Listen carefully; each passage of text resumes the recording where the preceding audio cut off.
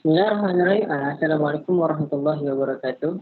InsyaAllah hari ini kami pada bulan 2 akan membentangkan pembentangan kami dengan topik teori falsafah, dan kami spesifikasikan lagi topik kami ini pada teori falsafah, etika dan juga praktikal.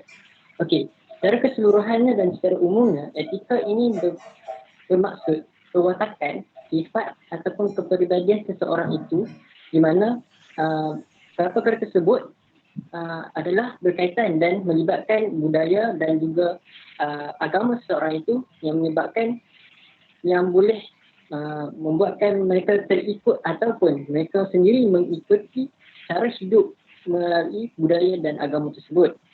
Dan daripada topik ini juga kami telah mengecilkan lagi skop kami dengan menggunakan isu semasa yang boleh dikaitkan dengan teori falsafah ini, di mana kami menggunakan isu di mana pemandu mabuk, yang mana ketika ini amatlah hangat diperkatakan di media sosial maupun di media rakyat sekalian pun, di mana pemandu mabuk ini menjadi satu tular kerana mereka telah menyebabkan kemalangan di mana berlakunya kematian orang awam yang tidak berdosa.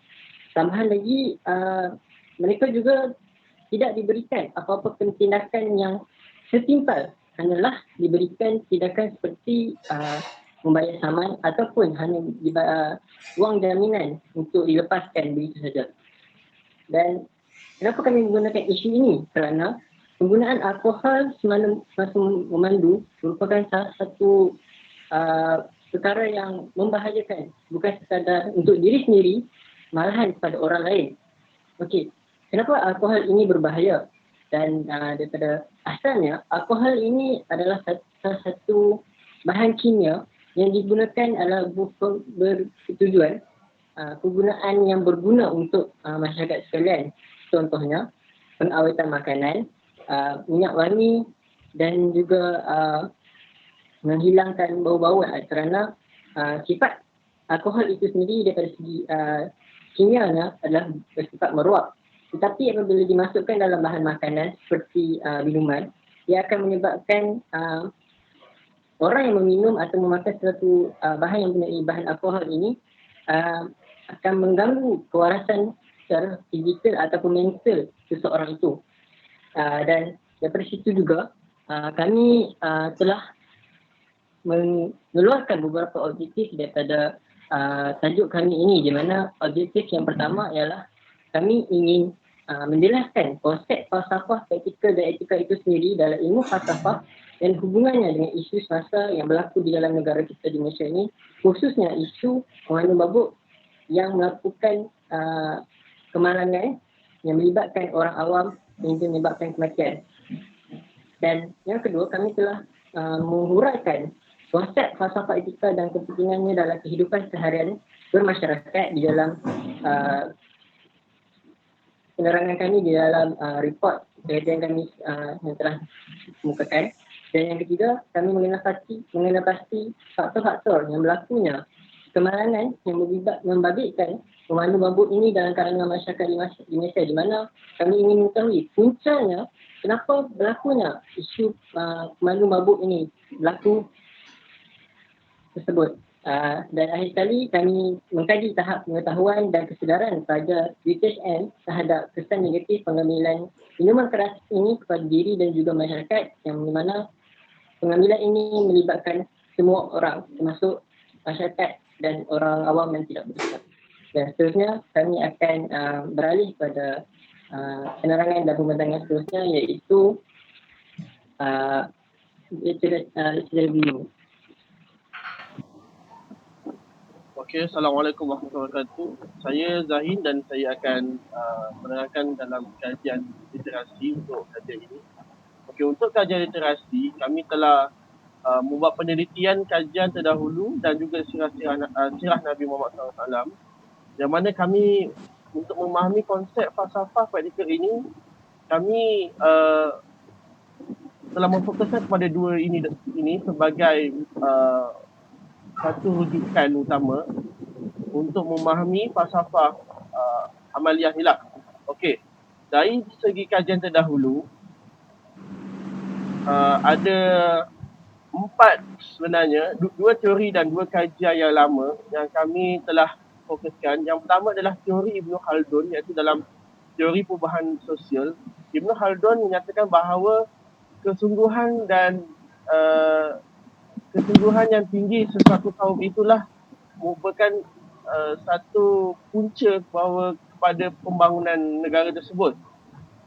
Di hujung penulisan di Universiti Malaya, dia mengambilkan Ibn Khaldun ini, teori Ibn Khaldun ini sebagai satu punca bagaimana untuk mengubah negara itu, iaitu melalui modal lisan.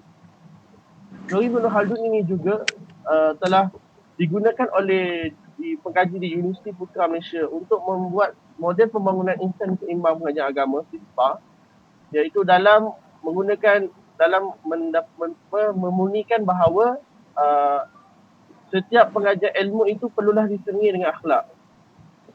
Di sini kalau kita lihat di skrin ada 4. Bersamaan di antara 4 ini mereka menyatakan bahawa pembangunan akhlak itu penting dalam pembangunan negara yang seimbang. So, akhlak yang penting adalah akhlak yang baik, dan akhlak yang dijauhi adalah akhlak yang buruk. Memabuk adalah golongan yang terdiri daripada akhlak yang buruk.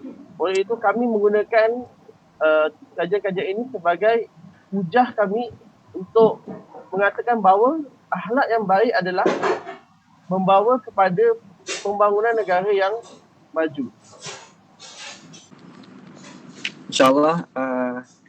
Assalamualaikum warahmatullahi wabarakatuh. Saya Muhammad Fazli. Jadi saya akan sambung pembentangan daripada Zahin Jamsari. Jadi dari sini kami menggunakan 3 perspektif sejarah dari Rahib Al-Maktum, Sirah Nabawiyah dan Surah-Surah Al-Makiyah. Next. Jadi seperti yang kita tahu daripada sirah Nabi Muhammad sallallahu alaihi wasallam, Nabi Muhammad dilahirkan pada zaman jahiliyah, di mana yang kita tahu banyak masalah sosial yang berlaku seperti membunuh anak, minum arak, riba dan sebagainya. Dan di sekeliling tanah Arab pada waktu itu juga terdapat tamadun-tamadun yang lain seperti tamadun Rom, Parsi, Greek, India dan Mesir. Di mana tamadun-tamadun ini juga mengalami keruntuhan disebabkan nafsu dan akhlak mereka sendiri. Yang ini yang nak di-highlightkan adalah mereka tamadun mereka runtuh disebabkan nafsu dan akhlak mereka sendiri. Dan sewaktu di fasa Mekah, Nabi Muhammad sallallahu alaihi wasallam lakukan adalah Nabi mengubah zaman jahiliyah itu, masyarakat Arab jahiliyah itu daripada berpusingan daripada 0 hingga 180 darjah. Di mana daripada zaman Arab Jahiliyah bertukar kepada sebuah tamadun Islam, sebuah negara Islam. Dan tak lain tak bukan adalah dengan caranya adalah pemantapan akidah itu sendiri. Wallahu a'lam. Baiklah, Assalamualaikum warahmatullahi wabarakatuh. Nama saya Muhammad Zakwan bin Nasauzi dan saya akan terangkan tentang metodologi kajian, iaitu cara-cara kajian dan pembahasan yang dilakukan dalam laporan ini. Okey, metodologi kajian kita ada 3, iaitu penelitian balik ilmiah, pembahasan isu semasa dan juga borang soal selidik. Untuk penelitian bahan ilmiah, ia merupakan cara yang paling mudah sebab kita hanya perlu membaca dan juga fahamkan isi-isi bahan bacaan itu. Tapi bahan bacaan yang kita rujuk mestilah daripada sumber yang boleh dipercayai, iaitu Google Scholar atau sebagainya. Bahan-bahan bacaan ilmiah ini kita gunakan untuk membahaskan isu semasa. Dan ada banyak bahan rujukan yang kami guna, tapi yang paling utama yang kami gunakan untuk membahas isu semasa ialah daripada Imam Al-Ghazali. Maaf saya, Imam Al-Ghazali. Okey, definisi etika menurut Imam Al-Ghazali. Etika adalah penilaian terhadap sesuatu sama ada betul atau salah berdasarkan hakikat kebenaran dan bukanlah dinilai pada orang yang berkata. Okey, maksudnya kat sini kita boleh nilai orang tu buat perkara yang betul atau salah tanpa tengok siapa yang cakap tu. Macam contoh orang tu minum arak kan, lepas tu dia nak memandu.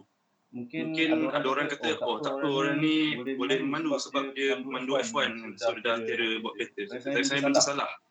Okay, untuk poin kedua, bagi orang yang berfikir rasional, mereka akan mempandukan kepada kata Sayyidina Ali ibn Abi Talib, iaitu janganlah anda mengenali kebenaran melalui orang yang berkata, tapi kenalilah kebenaran itu dahulu, kemudian anda akan tahu siapakah yang benar.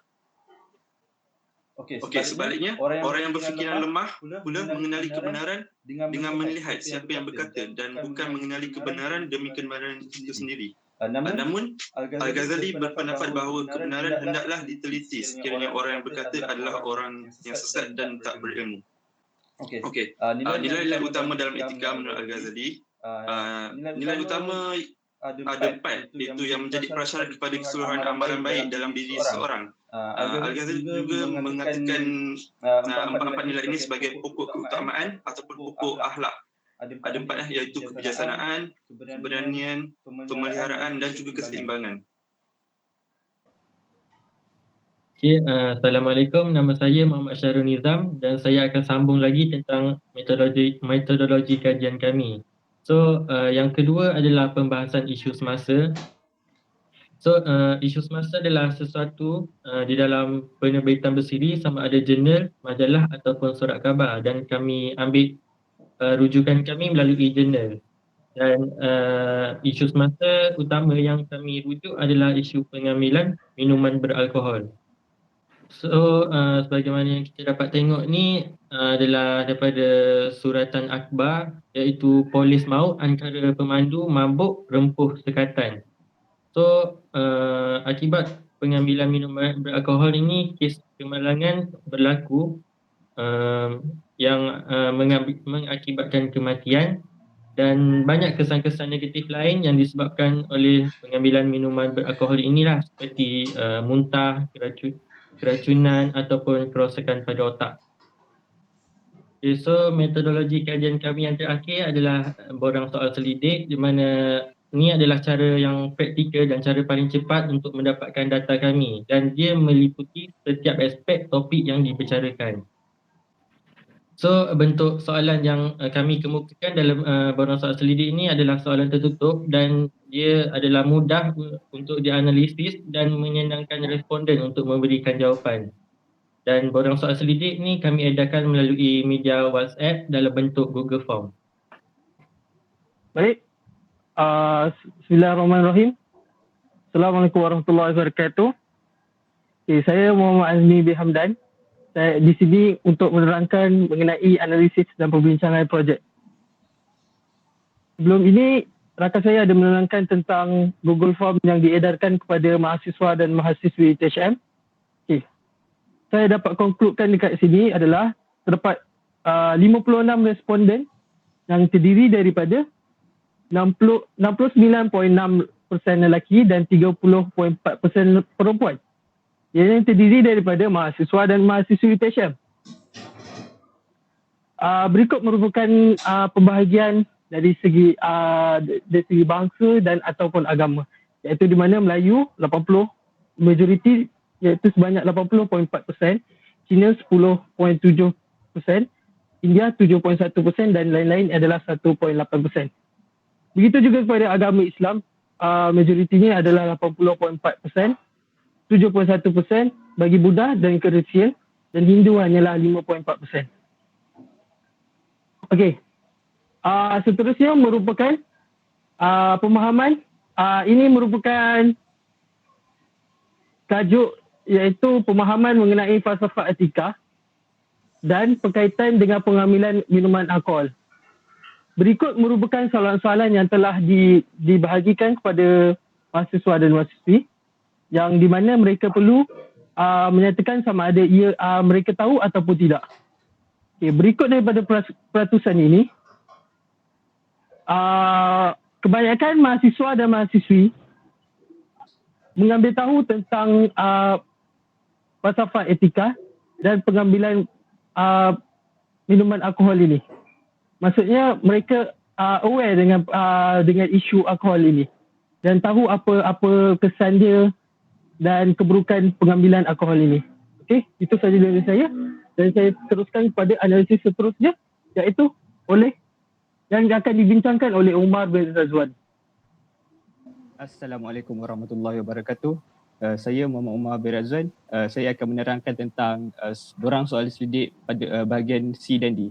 Bahagian C ini kami akan bincangkan terhadap kesan, faktor dan langkah mengurangkan pengambilan minuman beralkohol. Dan bahagian D pula akan membincangkan tentang cadangan daripada responden untuk membendung masalah pengambilan minuman alkohol yang menyebabkan kemalangan jalan raya di Malaysia. Next. Pada bahagian C ini, kami ada menyatakan faktor-faktor pengambilan alkohol dan saya boleh simpulkan yang ramai memilih faktor pengaruh daripada rakan sebaya sebagai faktor yang terpenting dalam masalah pengambilan alkohol ini. Kerana kalau kita lihat orang remaja ini akan lebih mendekati dengan rakannya berbanding daripada ibu bapanya sendiri. Next. Seterusnya kami ada mengemukakan pernyataan kami terhadap kenyataan arak membunuh dan rata-rata sebanyak 90.5% daripada responden mempersetujui kenyataan ini. Next. Seterusnya kami ada mengemukakan pernyataan kesan-kesan terhadap pengambilan alkohol ini dan kesan yang paling dapat dilihat yang paling tinggi dipilih oleh responden adalah kemalangan jalan raya. Kalau kita tengok sejak akhir-akhir ini kemalangan jalan raya di Malaysia banyak yang berlaku disebabkan pemandu mabuk. Next. Seterusnya pada bahagian sini kami ada menyatakan langkah-langkah untuk membendung masalah ini dan ramai yang memilih langkah meningkatkan pegangan agama sebagai penganut agama yang taat, iaitu sebanyak keseluruh responden mempersetujui kenyataan itu kerana pada asasnya setiap agama mengharamkan daripada penganutnya mabuk. Pada bahagian D pula kami mengemukakan untuk responden menyatakan cadangan mereka untuk mengawal masalah ini dan 3 cadangan telah dipilih untuk diketengahkan. Yang pertama adalah menjatuhkan hukuman yang lebih berat seperti gantung sampai mati untuk pemandu mabuk yang menyebabkan kemalangan maut. Yang kedua adalah mengawal waktu penutupan pusat hiburan sama ada seperti disko ataupun pub. Yang ketiga adalah menghentikan, yang ni langkah yang paling kami kira sebagai yang paling ekstrim, iaitu menghentikan penjualan minuman beralkohol dalam negara. Tetapi ia tidak mustahil untuk boleh dilakukan. Assalamualaikum warahmatullahi wabarakatuh. Nama saya Muhammad Syamil bin Muhammad Rasul dan saya akan membentangkan tentang cadangan untuk mengurangkan masalah daripada arak ni.